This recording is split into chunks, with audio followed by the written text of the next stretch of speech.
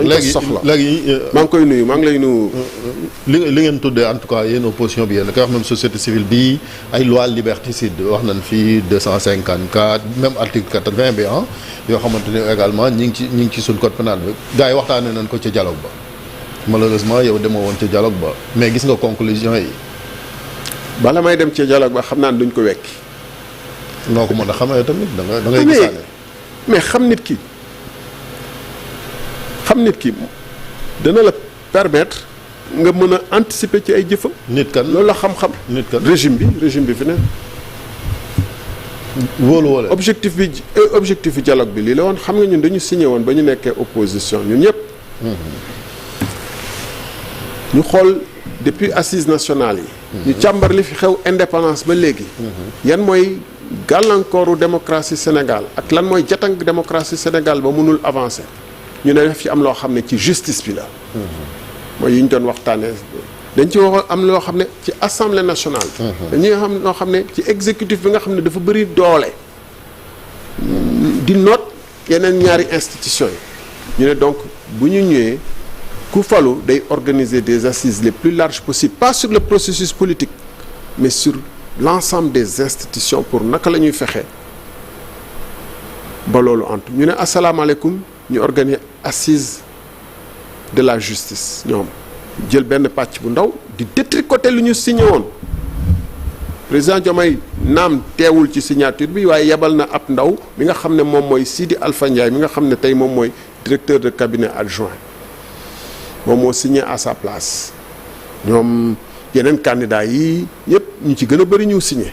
devant les Mamadou Lamine Loum les Dior Fall Sow les extra Correa de présence chrétienne mais ñu commencé di détricoter une à une les engagements ko wax assise de la justice te wax ñoo loolu dañu ne assise de réforme des institutions comme commission nationale de la réforme des institutions lu mu wax woon réformes économiques parce que affaire bi du rek question institution question économie la ci wax ci suñu école bi alors ñoom ñu ñëw ni assise de la justice ba pare gis nga conclusion yi et depuis lors justice bi gën a ñaaw diggante assise de la justice yi ak dialogue national yi conclusion assise justice bi mais justice bi dafa gën a tar ci sénégalais mais commencé gun appliquer texte yi yaa yow député nga idéologue nga ko pour nga voté ko donc xëy na gaa yi ci liggéey bi attendez bu dee lan fa waxtaanee conclusion yi jëfeegun ci dara wolof dafa ne cin bu naree neex bu baaxee xeeñ bu fekkee da nga am intention appliquer texte yi fi nekk nga appliquer ko et appliquer ko de la manière la plus en rapport avec les esprits. xam nga texte mënoo koo changer noonu. yow tamit député nga yow yaay voté texte yi. Thierno déglu ma texte tey terewul procureur mu nekk indépendant texte tey mayul premier kii gouvernement bi ñu jël ab juge du siège sànni ko ci Tamba. si texte daf ko nécessité de service kay mi ngi fi ba léegi. ban nécessité de service nécessité de service lay la texte mayu ko xam nañu lu tax xoolal bu ñu fi gis nga nag yii moo tax ñun. mënuñu wax texte yaa ngi fi ba léegi moo tax dara changé gu fii texte yi loolu la wax. non texte mënul may nécessité de service ban moo tax yow mii dañu xuloo woon démb nga àtt ma daan ma promettre la bu ma ñëwee dinaa régler sa compte Sénégal yëpp dégg ko mais que juge Oumar Maham Diallo dinaa falu bu ma faloo di ngeen fi jógee. ma ñëw dàq leen ñu naan ay texte dàqul leen dañ leen affecté. mais dañ leen affecté ay Tamba nag moom bu ñu la affecté même Tamba bokkut Sénégal. ah bon. ah oui ah bon. Tamba c'est Tamba waa Tamba dañoo war a may justement waa Tamba dañ ci ñaawlu mbir moomu parce que dañu ne ñoom dañu jàpp ni Tamba bu ñu bëggee sanctionner ni nit dañ leen di sorile Dakar yóbbu leen Tamba comme ñoom pénitencier à ciel ouvert la Tamba ci Sénégal la bokk.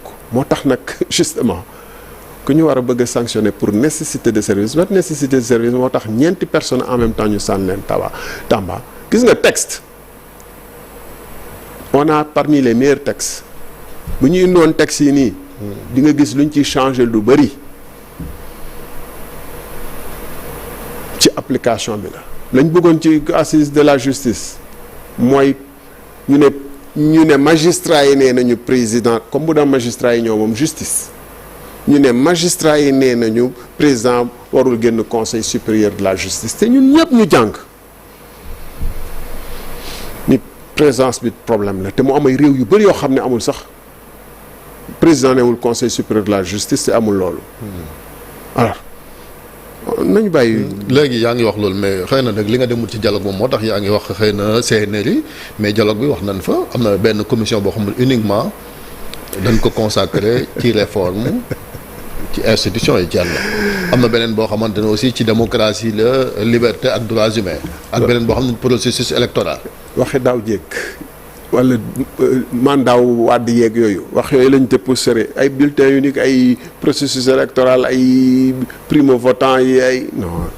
donc da nga koo xeeb. am na yoo xam ne d'ailleurs damay avertir nit ñi buñ defalee attention buñ fi bëggee dugal vote électronique ci réew africain yi nga xam ne certification processus système électronique bi ça va être très compliqué boo moytu ñu dugal gars yi ci kuta gars yi ma gis nii ils sont pas prêts à lâcher le pouvoir de mais le monde day évoluer vote électronique ci grande démocratie dafay am même procuration sax dafay am ma ne am na vote électronique am na vote électronique am na vote électronique yu ñuy am ci yenn réew yi muy jaar normalement bëgguma tudd tur am na vote électronique bu am ci benn réewu Afrique centrale bu mag kaw la fa indi am na yeneen pays Afrique australe boo xam ne vote électronique bi dañ ko mujjee suspendre toog di vérifier attention électronique mun nañ ci def lu la neex loolu laa bëgg a wax naam bu dee nit ñi jaar nañu yoon mun na fiable waaye réew moo xam ne dañuy ne gars yi ñoom ñoo wax de gars yi juboo nañu pour falsifier ay chiffres ci kaw budget bi loolu lañ ci wax ñoom non non c'est pas eux qui l'ont dit c'est la Cour des comptes moo certifié loolu. waaw loolu la ñu wax waaw mais ñoom waxuñu ko. te ñoom ñoo jëbal si Cour des comptes rapport bi kon donc bu réew mu mel noonu attention nañ def attention ci parrainage yeeg vote électronique parce que gars yi pare guñu pour jóge fi de. mais loolu boo demoon ci dialogue ba réserve yi da nga ko fay wax ci yaram tamit comme demoo li naan les absents ont tort. voilà lépp lu ñu gis nga dialogue gu 2018 bi 2018. c'était pour introduire le parrainage yëpp xamoon nañ ko dañu régler seen problème parrainage am ñu waxtaan ci suuf ba pare régler ko dialogue bi tamit c'était pour question de vote yii ñu dugal. non vote bi du loolu kese bari na même bu naan détenu yi sax. non bon c'est que loolu lu bees la. c'est que je veux pas m'attarder sur ce sujet. non mais am na solo bu nañ ci taxaw parce que vous êtes acteur politique et di nga ci bénéficier wu même boo participer ci dialogue bi lii ñuy wax ni participer nga yow déjà ci élection présidentielle buy mujj bu ne même les détenus dañuy voter loolu quand même lu baax la. c'est un mais nga def ne loolu on avait besoin d'un vote d'un dialogue. mais bu ci déggoo amul nag. non mais il faut ñu déggoo quoi processus électoral Sénégal tradition mooy ñu déggoo ci lépp non doo ma poser question ba après anticiper sama réponse bu nga. non damay fàttali sur question yooyu. oui question yi nga wax fii yëpp bu ñu ko indoon assemblée nationale débattre ko démocratiquement askan bi di déglu dina am avancement. question yi ñuy wax nii ay vote député détenu les questions d'avancée démocratique yoo xam ne ay réformes yu yokk démocratie bi la te yu ci bëri discuté woon nañ ci dialogue politique yi weesu. yooyu bu ñu koy noonu assemblée nationale gëmoo mu am problème bu dee ñoom gëm nañ ko. mais assemblée nationale majorité Pastef ba fa nekk 130 députés yi. bien sûr mais la preuve dialogue bi fan la preuve dialogue bi nan la demee bu ñu d'accordul ñoom du jàll. la preuve lu fa Pastef d'accordul yëpp du jàll. donc ça servait à quoi. in fine lu fa Pastef d'accordul du jàll. donc bu fekkente ni rek.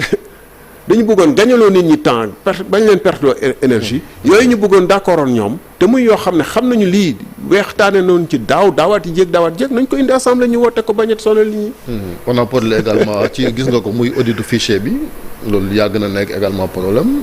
ci mais c'était dans le texte de la loi gars yi dañu doon jël ay prétextes ne que mun ñu bàyyi ñëpp ñu ñëw accéder ci fichier bi alors que.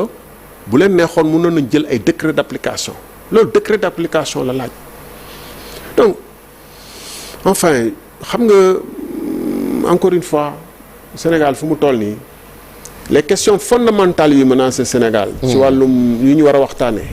c'est des questions économiques c'est des questions de transparence maanaam nu ñuy lebee xaalis réew mi c'est des questions de sécurité djihadistes yi nga xam ne mu ngi nekk fii c'est des questions de pauvreté bi nga xam ne moom moo nar a tax trafic drogue bi trafic de fausse monnaie bi mun fi dugg en masse yooyu yu mel noonu moom moo laytaayoon li ñëral ma terminer s'il vous plaît lu ma woon noonu laytaayoon lu indi woon ay yëngu-yëngu par exemple Casamance rébellion bi bokk na ci li ñu jël ay 150 hectares fii def lu la neex loolu moo indi woon les problèmes vrais boo xam ne 99% des Sénégalais ñu ngi ci alors bu fekkente ni loolu dañ ko teg na le je ne dis pas que les questions électorales ne sont pas importantes je dis que bu dee lii la rek bu fekkee ne majorité bi du lii kese de bu dee fekkee non liñ fi tënk yëpp lii naa ko juróomi at yii rek juróomi at yi am xët-xët yi fi amoon rek ne mi gën ngaa néew juróom-ñett fukki doomu aadama ñàkk nañ seen bakkan ci coowal ci loolu sax wax naa neen ko dialogue ba maanaam déchéance électorale ñu toog xëy rek génne ab opposant ne du bokk wala nag gis nga coow li mu fi jëloon même si encore une fois ci dialogue ba on a vu que juróon na fa benn coow ba nga xamante sax am accord amu ci naka la ñuy def ba kii moo war a bokk ak kii warta bokk ak kan moo war a décider na Thierno Alassane Sall warta bokk ci élection. maintenant mun naa la tontu. oui nga bañ ma dagg. non du ma la dagg allez-y. parfait xam nga loolu dañ ko waxtaanee woon ba tënk ko code électoral ba ñu koy soppi pour mun a seppi ñenn ñi. du woon ci dialogue politique de gars yi ko imposé par leur majorité maanaam loolu laay wax ni démocratie affaire u gentleman la da ngay mot kilifteef bi nga nekk un moment donné nga def preuve de dépassement xool li gën ci réew mi xool li nga doon wax démb yow sa kàddu démb ak sa jëfu tey xool ba nga nekkee opposition li nga doon kaas loolu soxlawul ay coow lu bëri mais je vous garantis que gis nga consensus yi ñu def ni bu ñu demee d'ici 5 ans boo moytul am yuñ ci bëgg a teggi par leur majorité mécanique parce que démocratie c'est une question de gentleman ay nitu valeur ñoo koy doxal du question rek waxtaan nañ juboo nañu nii am na yoo xam ne waxtaan nañu règlement intérieur assemblée nationale leerul xanaa dafa leer nañ mais gis ngeen un président de l'assemblée nationale boo xam ne bu ko neexee liste yi sax liste nga xam ne c'est électronique da ngay inscrire de manière électronique pour revenir à li nga doon wax léegi Chérif jiitu Thierno Sall war a topp ci Chérif ñu jalgati loolu pour que Thierno Sall wax avant Chérif pour Chérif mun ko tontu bu fekkee ne ils sont prêts à des petites mesquineries comme ça lii nag mooy indi wax yu ñuy wax ni dafa tar di wax ay mesquineries rek yooyu parce que jëf ci moo mesquin amul nuñ koy kii nanu ils sont prêts à ça ça waay ils sont prêts à autre chose gis nañ fii loi d'amnistie bi ñu ni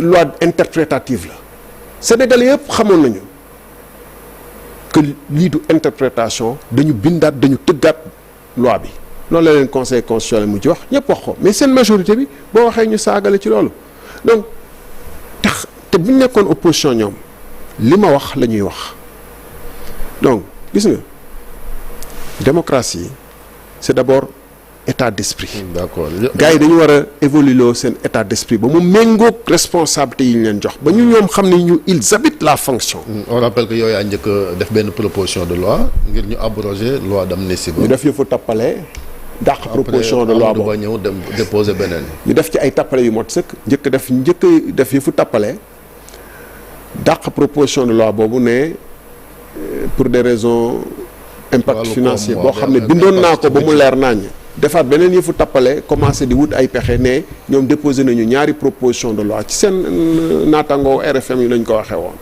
déposé woon na ñaari proposition bala sama bos après nag la ñu xool gis ni benn prox ndol moo leen fi des loi interprétative ci biir benn at ñooñu il faut qu'ils habitent est-ce que di nga ñëwaat à la charge yow comme conseil constitutionnel dogal na fële.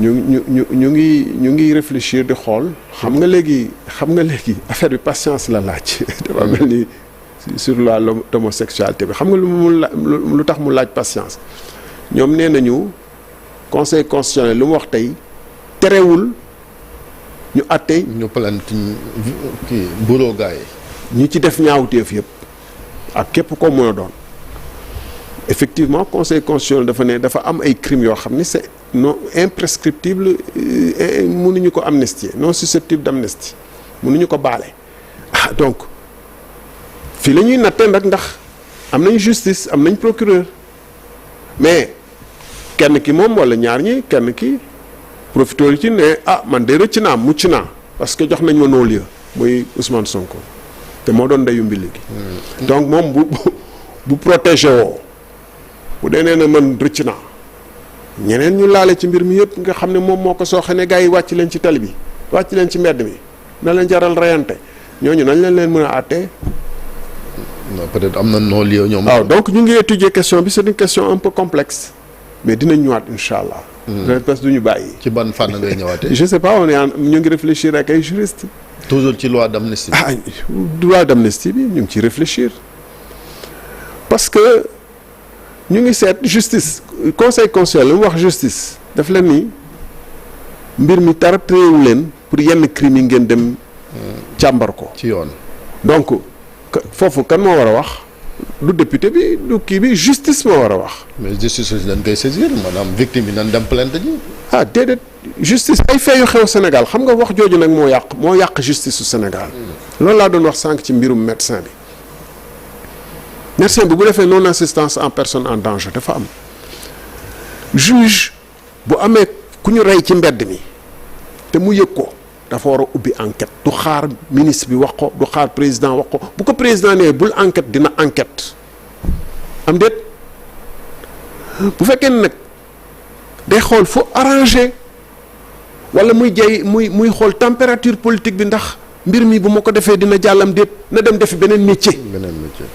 bañ a def justice parce que moom du ñàkk bakkanam alors que le gosse qui est en Casamance dans la forêt là qui se bat pour ce pays day ñàkk bakkanam donc na dem defi beneen métier bàyyi justice.